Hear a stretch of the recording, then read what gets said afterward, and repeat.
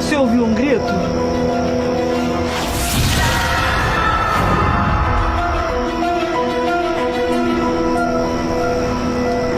Deve ser alguém que está sofrendo.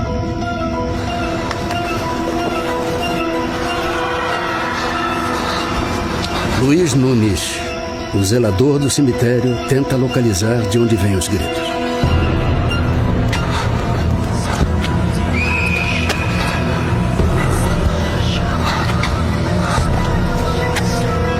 Eu, uma senhora que estava aqui e mais um rapaz. Escutamos vozes pedindo socorro.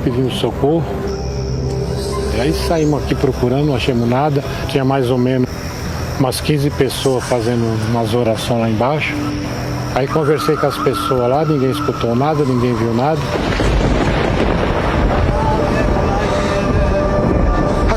A senhora ouviu um grito? Grito?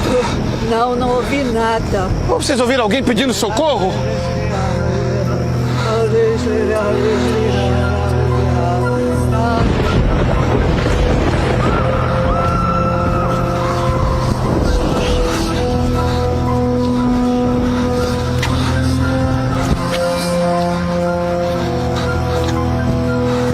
Encontrou alguém? Não vi ninguém lá embaixo, não. Mas alguém gritou por socorro, meu filho. Você tem que ajudar.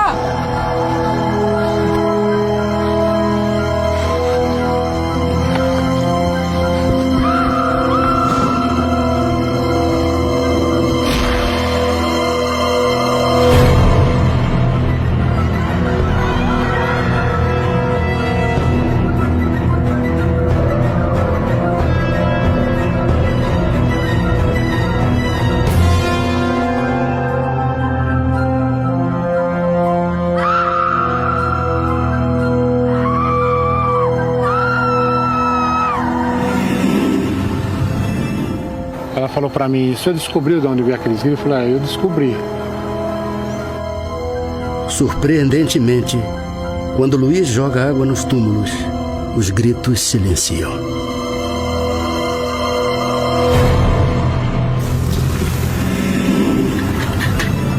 Aí nós fizemos isso, começaram a jogar, graças a Deus agora acalmou. Para Luiz Nunes, os gritos saíam daqui, dos túmulos de 13 pessoas que morreram queimadas numa das maiores tragédias da cidade de São Paulo. Esses 13 corpos jamais foram identificados. Elas morreram carbonizadas, né? Então elas pediram muita água.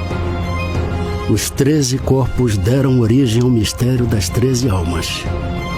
Um dos enigmas que até hoje rondam o edifício Joelma.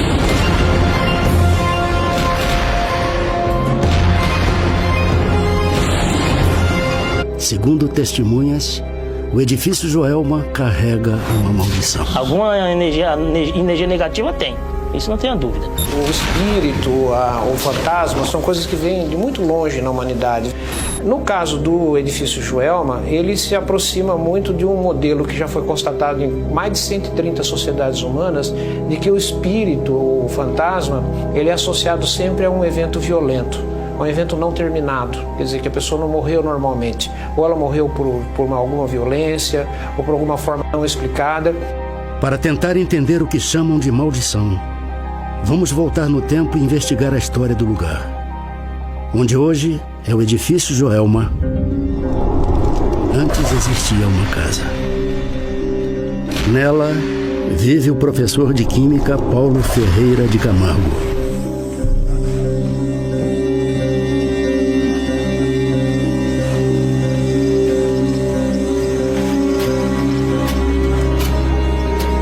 Então, esse poço fica ou não fica pronto? Tá quase, professor, tá quase. Amanhã a gente termina isso. Eu preciso cavar mais fundo, hein? Bem mais fundo, hein? Pode deixar, professor. Vai ficar do jeito que o senhor pediu. Eu acho que esse homem tá cavando um túmulo. Ele mandou fazer um mês antes, um poço no fundo do quintal, alegando que precisava fazer pesquisas com água. Por isso, os vizinhos não estranharam muito, nem a própria família. Eu tenho foto dele aí tocando piano, na tranquilidade do lar, ainda quando os problemas não o afligiam.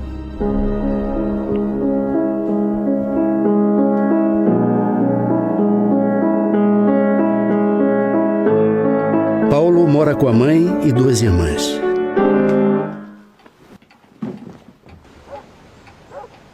Boa noite, filho. Você já jantou? Filho, você tá bem? Mamãe, a senhora pode me ajudar aqui?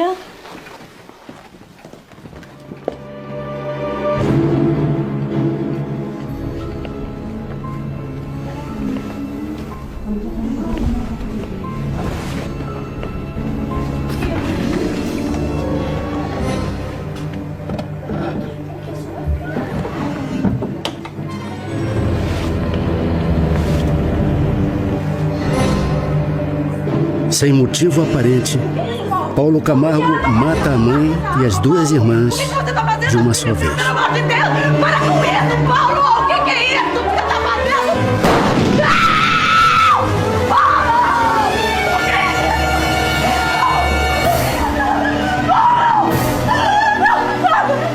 Paulo! Meu filho, para com isso! O que você tá fazendo, Paulo? Pelo amor de Deus, não! Minha filha! Não, Paulo!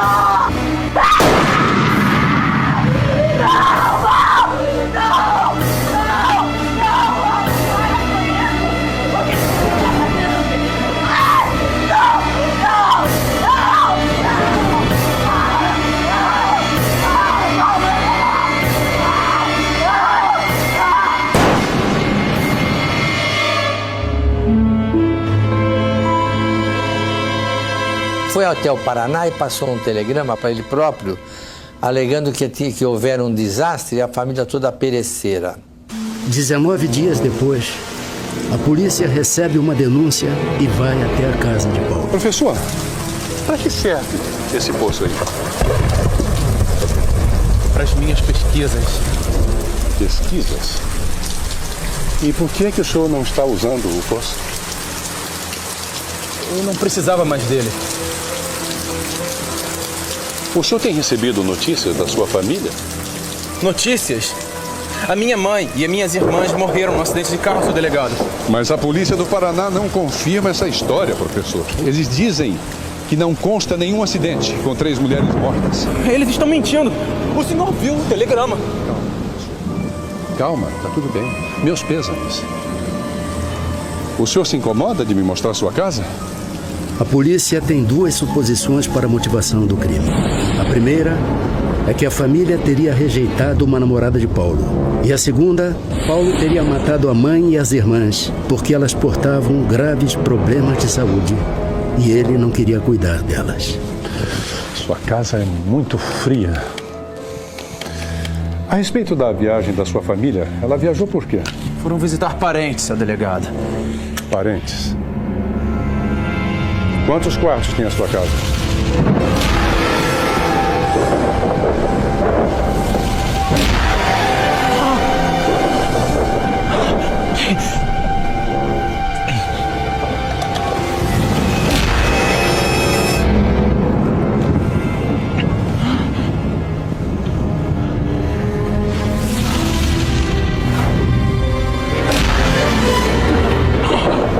O senhor está se sentindo bem?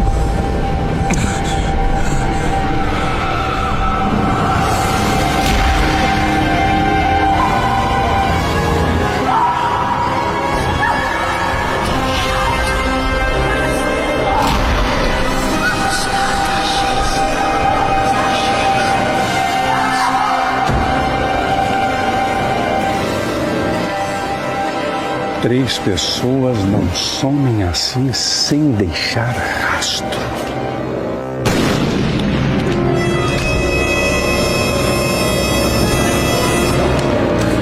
O mistério da morte de toda a família nunca foi desvendado. Começaram a escavar o poço. Se encontraram os 3 corpos.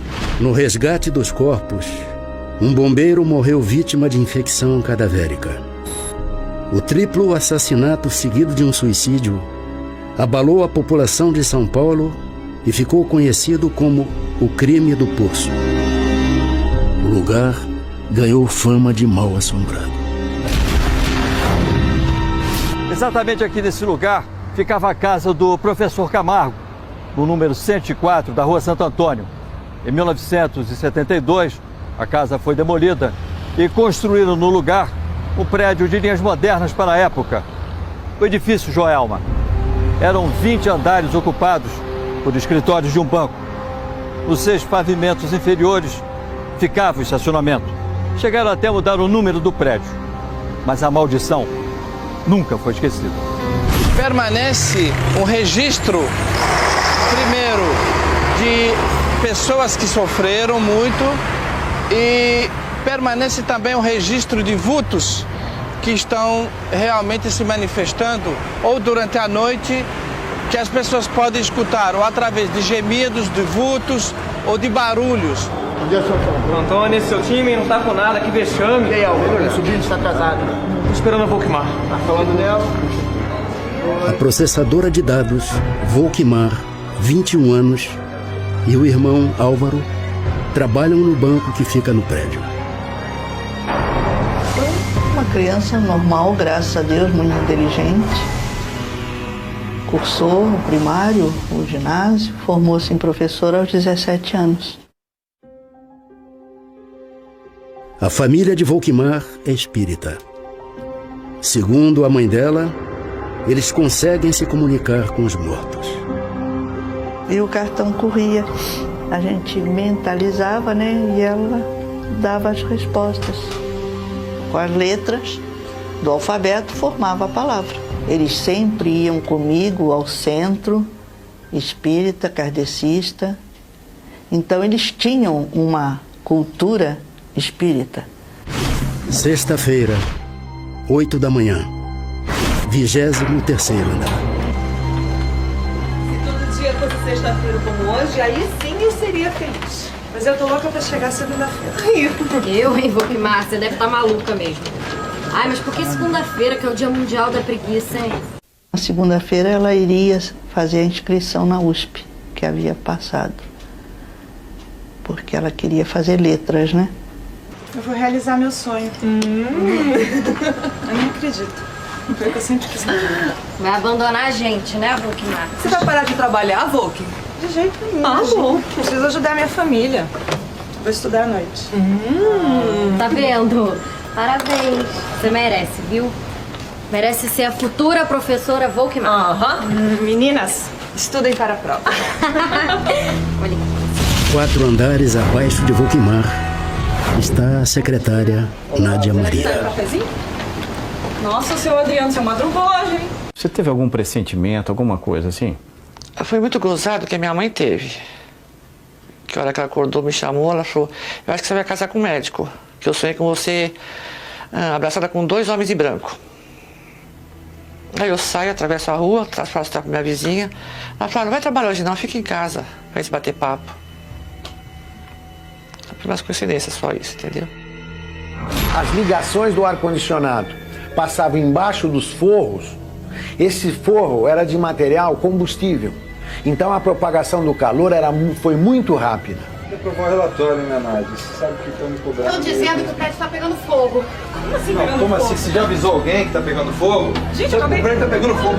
Mal deu tempo de colocar as coisas na mesa, começou uma gritaria: fogo, fogo, fogo. Ai, eu quero sair Peguei daqui. minha bolsa, meu guarda-chuva e fui querendo descer. Vamos!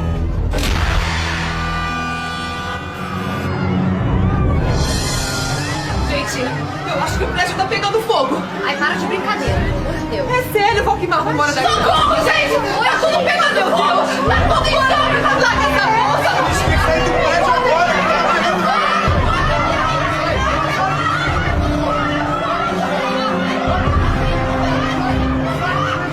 Na hora que eu fui descer, não tinha mais como descer. Tava todo mundo subindo.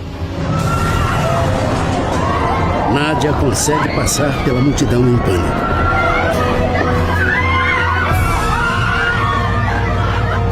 Volkmar e as amigas não têm a mesma sorte.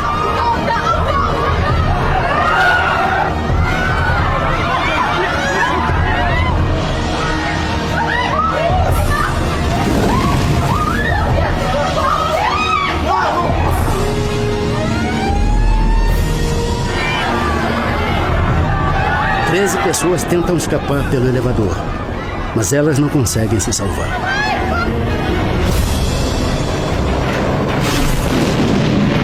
São 13 torrões, né? Completamente carbonizados. Tem as roupas delas aqui também. Tudo que acharam lá no poço do elevador, estão tudo enterrado aqui.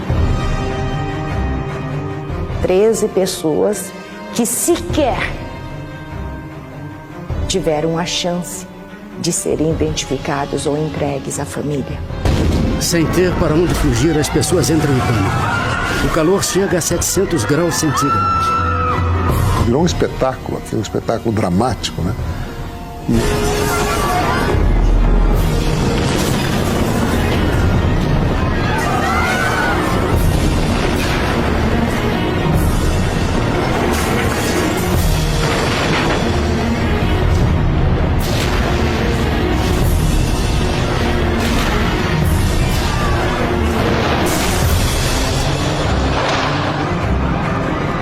Outra coisa pra você pensar. Era só a morte ali chegando. Não tinha outra alternativa. Você vai escapar por onde? Voar? Não dá. Existia um problema, um dilema real. Ou você morre queimado, ou você morre saltando do prédio. Derrete o vidro, derrete o alumínio, funde o alumínio, funde os metais. Então a maioria das pessoas que chegaram em cima do telhado do edifício Joelma queriam respirar. E ao tentar respirar, eles chegavam próximo do muro, da mureta do prédio, e olhavam para baixo, e ao olhar para baixo, aspiravam o ar aquecido. E essas pessoas morriam por asfixia mecânica. Seria o mesmo que eu colocar água na chaleira para ferver, a água na chaleira ferve a 100 graus. Eu tiro a tampa e ponho o rosto em cima. As pessoas respiravam ar aquecido de 600, 700 graus. Sobreviventes do incêndio do Joelma não esquecem aquela manhã de horror.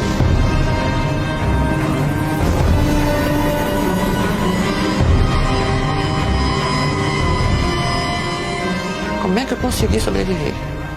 No estado que eu estava em estado lastimável. Ainda me dá um arrepio. Até hoje é um calafrio, uma coisa... Chegou a entrar de volta lá no prédio? Nunca mais. Volkmar e as amigas não sobrevivem ao incêndio.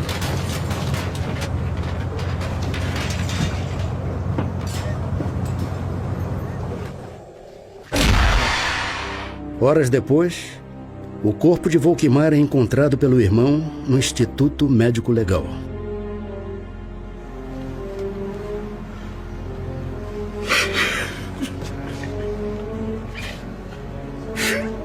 É minha irmã.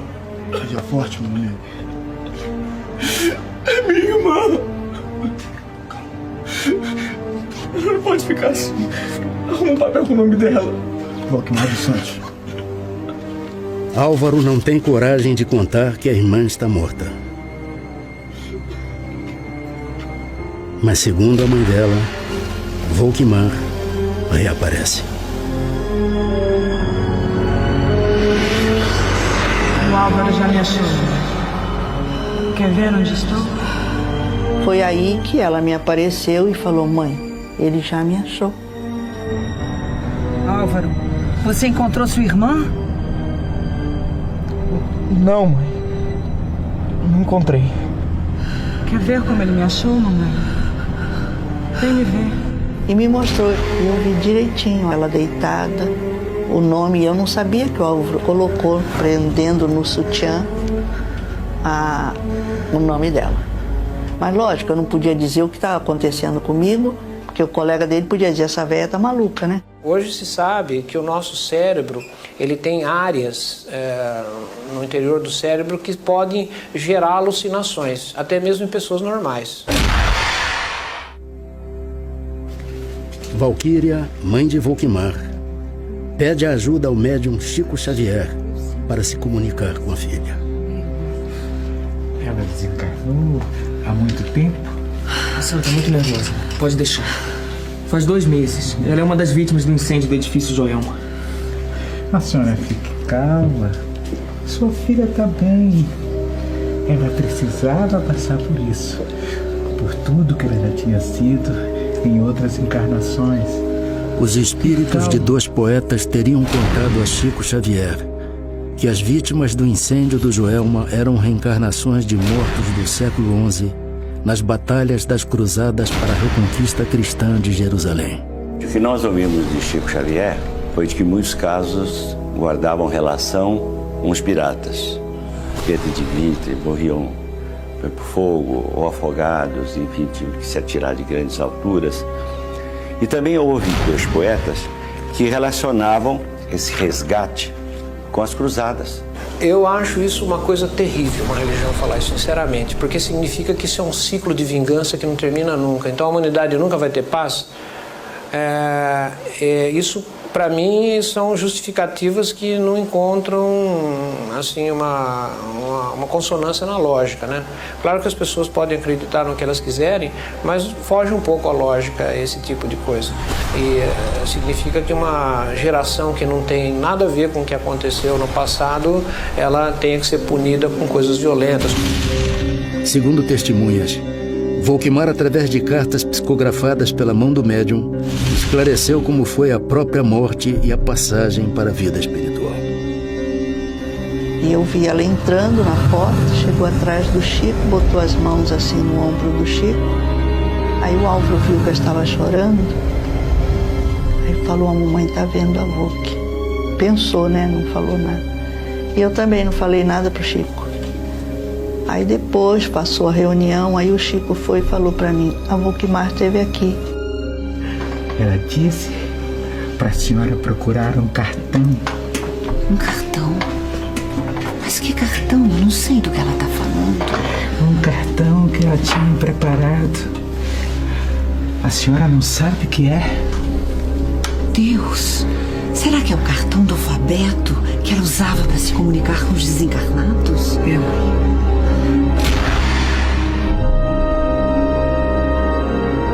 Volquimar marca a data para mandar a mensagem. A Volquimar está pedindo para a senhora ir no Chico Xavier no dia 13 de julho.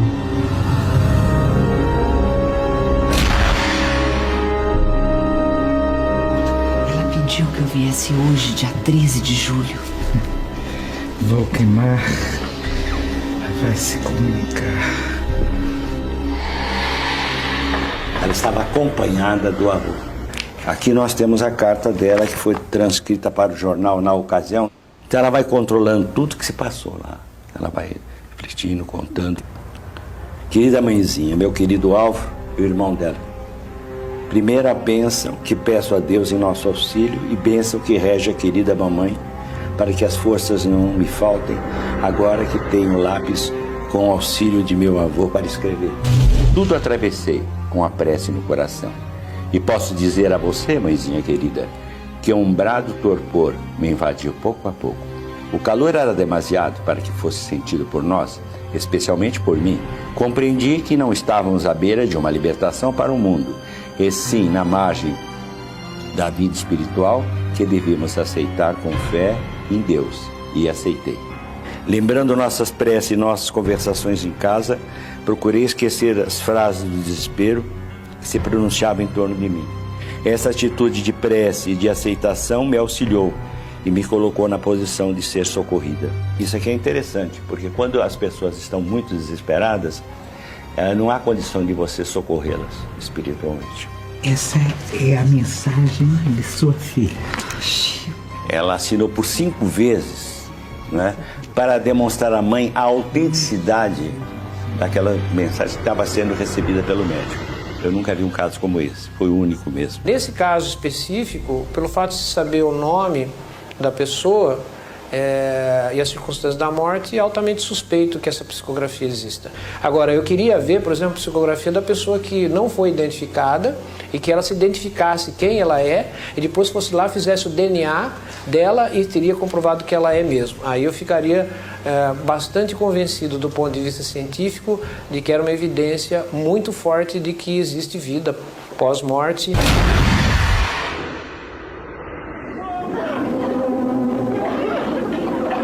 Em 1979, a história de Volkmar se transformou em filme dirigido por Clery Cunha. O roteiro é baseado nas cartas psicografadas por Chico Xavier, que estão no livro Somos 6. No filme, Volkmar é interpretada pela atriz Beth Goulart. Me ligaram falando sobre essa história. Eu falei, mas vocês vão fazer uma história que foi psicografada, mas quem autorizou? A mãe autorizou? Eu disse, não, nós temos uma autorização da própria. Eu falei, como assim? Nós temos uma psicografia dela nos autorizando a fazer. Eu falei, eu gostaria de ver essa psicografia. E eu li a psicografia. E ela dizia uma coisa que foi o que me convenceu a fazer o filme. Ela dizia que se as pessoas envolvidas no filme fizessem o filme com uma bandeira de fé a todas as pessoas que encaram a morte como um fim e começam a partir daí a descobrir que a morte não é um fim, que é simplesmente uma passagem, que não só ela daria autorização, como ela estaria ajudando a todo o processo. Então, na verdade, quem me convenceu a fazer o filme foi ela, foi a própria. Quando eu contracenei com a Beth Goulart, eu senti assim, uma luz muito especial em volta dela. Ela é uma excelente, maravilhosa atriz, mas ali ela estava possuída por uma luz muito divina. Durante as filmagens, outros fenômenos misteriosos ocorreram. Perfeito, vamos pro chat, por favor. Atenção. Cuidado aí. Plaquete, faz luz. Cuidado, não atrapalha aí. Ação! Pelo amor de Deus, alguém me tira daqui! Calma! A gente precisa ficar calma! A gente vai pegar, a gente vai morrer! Socorro, gente! O calor, hein? Na filmagem, a cena da morte das personagens é registrada por um fotógrafo. Isso, vai.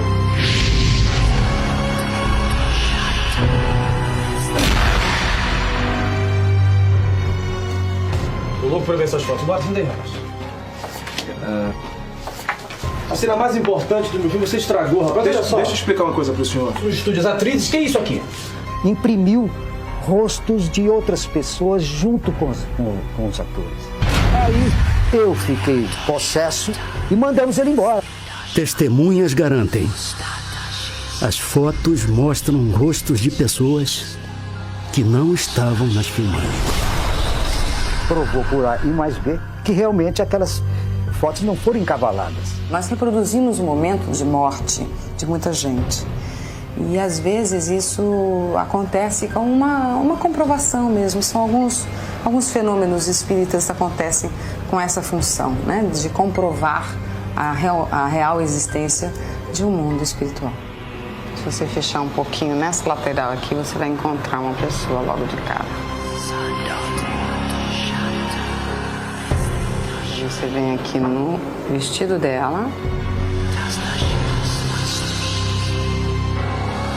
Aqui, por exemplo, você vê uma criança nessa lateral aqui.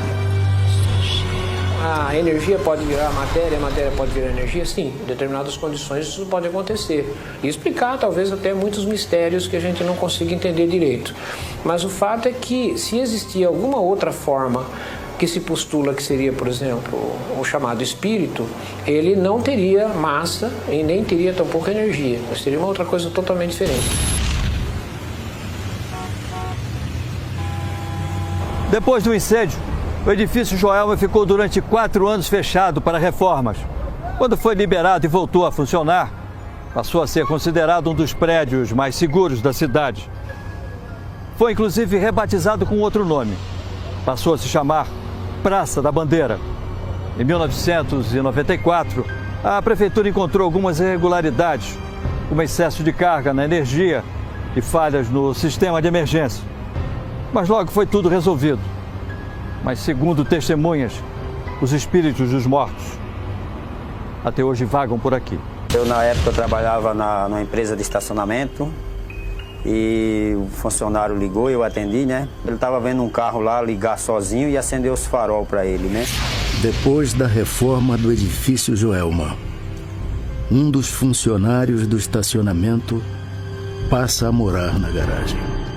Muita gente me admirou. Como é que você tem coragem de morar aqui? E eu senti um calafrio, um negócio, um arrepio mesmo, assim, uma friagem, assim. Como que tinha alguém que estava se aproximando de mim, pegando em mim.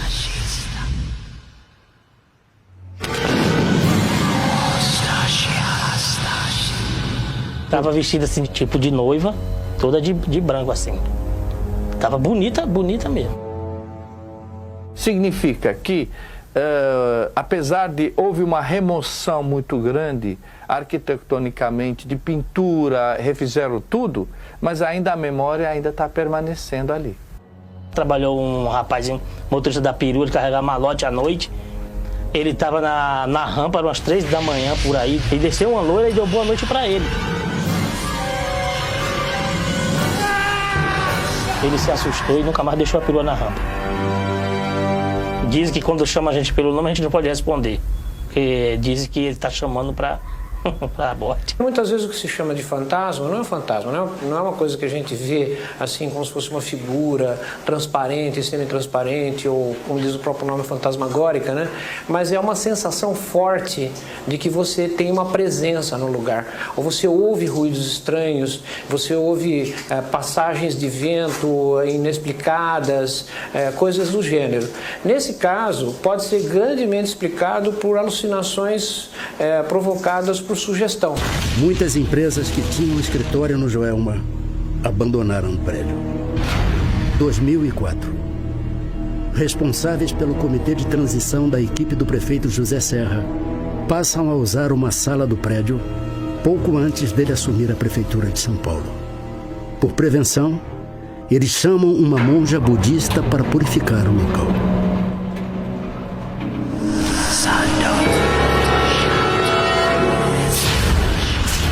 Ao adentrar no elevador, senti muita necessidade da iluminação de Buda.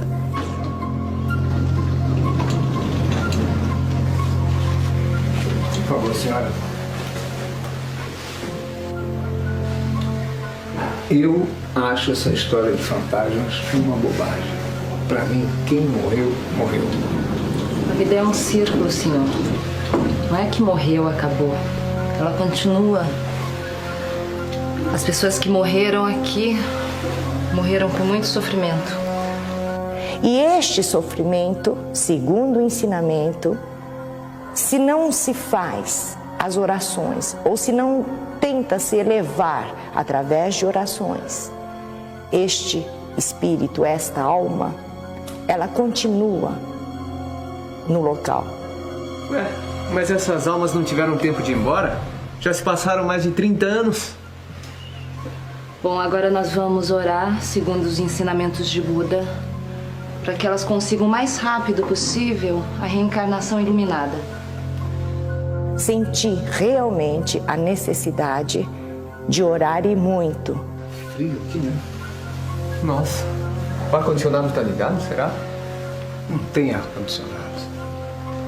O prédio está vazio. Então que frio é esse? Não sei. Lógico que a gente não consegue identificar um por um os espíritos, mas a gente nota dentro da religiosidade, já que a gente acredita, né, na vida pós-perda da matéria, ou seja, a existência do espírito. Você ouviu alguma coisa?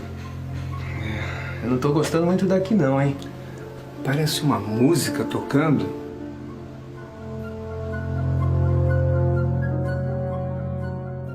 A senhora viu uma moça, não viu? Com certeza.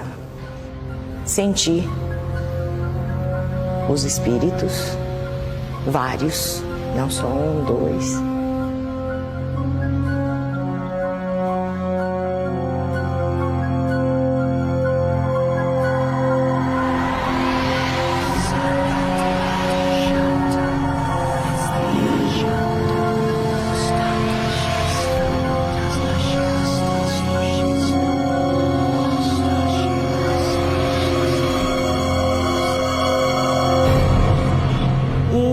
fiz uma oração pedindo a iluminação de Buda para aquele local e para os espíritos, que eles consigam o mais rápido possível a reencarnação iluminada.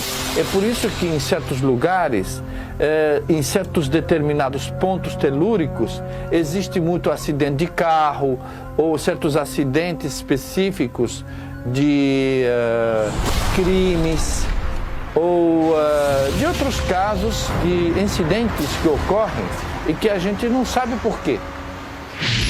Este é o cemitério de São Pedro, no bairro de Vila Alpina, na zona leste de São Paulo. Aqui centenas de pessoas vêm rezar pelos 13 mortos que nunca foram identificados no incêndio do edifício Joelma. São as chamadas 13 almas. A capela foi construída pelos fiéis e as placas que cobrem os jardins em torno dos túmulos são uma prova de reconhecimento das graças alcançadas. Segundo o zelador, as pessoas que vêm rezar aqui acreditam que essas 13 almas são capazes de fazer milagres. Muita gente pede de troca de carro, que perdeu o carro, pede que foi roubada. Pessoas acham o carro inteiro sem mexer em nada. São pedidos de casa própria que as pessoas conseguem. Então o pessoal vem e joga água sobre as campas todinha. A explicação para isso da neurociência, para isso é muito simples. O nosso cérebro, ele tem uma tendência enorme de ser supersticioso. Então, a pessoa que fez um pedido para as almas e teve esse pedido, foi atendido, quer dizer, ele ocorreu realmente, ela tende a acreditar que houve uma relação entre pedido e recebimento, quando na realidade não houve nenhum. Tem as 13 almas comigo direto. Tem qualquer coisa que for acontecer, de alguma coisa de ruim que for acontecer, ela sempre me avisa. Hoje, o antigo Joelma tem dezenas de salas vazias. Entre elas, a sala onde Volkmar trabalhava. Entrevista e a tentativa de livrar o Joelma dos supostos espíritos continua. E algumas pessoas mesmo vivas que trabalham aqui podem sentir que estão passando mal ou sentindo certas reações de calafrio, de coceira ou de outras reações epidérmicas por causa dessa manifestação que ainda é remanescente no ambiente. E como é que resolve isso? Olha, normalmente seria bom fazer uma desimpregnação, uma desastralização do local. Seria fazer um tipo de um exorcismo que pode ser feito através de vários ritos que são estabelecidos pela crença de cada um. A ciência, ela só acredita ou só afirma coisas que podem ser comprovadas, né? Então a primeira coisa, antes de a gente dizer qualquer coisa, é comprovar se esses fenômenos realmente existem. Uma vez existindo, a gente pode tentar dar explicações para ele. Tem pessoas que acreditam, outras não, mas foi uma pura realidade. Durante todos esses anos, a mãe de Volkmar não desiste de se comunicar com a filha. Na véspera da entrevista de Dona Valquíria ao Linha Direta Mistério, segundo ela, Volkmar apareceu. Ah, minha filha, que saudades. A senhora está preocupada, mamãe? Um pouco. Você sabe como é. Falar sobre tudo isso de novo, ainda mais para televisão, é tanto sofrimento. Não se preocupe. Seu testemunho é muito importante. Eu estarei ao seu lado. Vai sair tudo bem. Ai, eu fico tão nervosa. Eu te ajudarei a falar o que tem que ser falado. Eu estarei sempre ao seu lado. Falou que eu ficasse calma, que ia sair tudo bem e que ela ia me ajudar a falar o que eu tinha que falar. Eu vejo como uma prova que passou na minha vida, uma prova espiritual, e nós vamos saber o motivo de tudo isso o dia que a gente desencarnar, no dia que chegar o meu dia, nós nos encontraremos, se Deus quiser. Queria só mandar um beijo grande para ela, que eu sei que está aqui. As histórias em torno do antigo Joelma ainda são um grande mistério. Uns não acreditam, outros duvidam, e alguns têm certeza de que tudo é verdade. E você?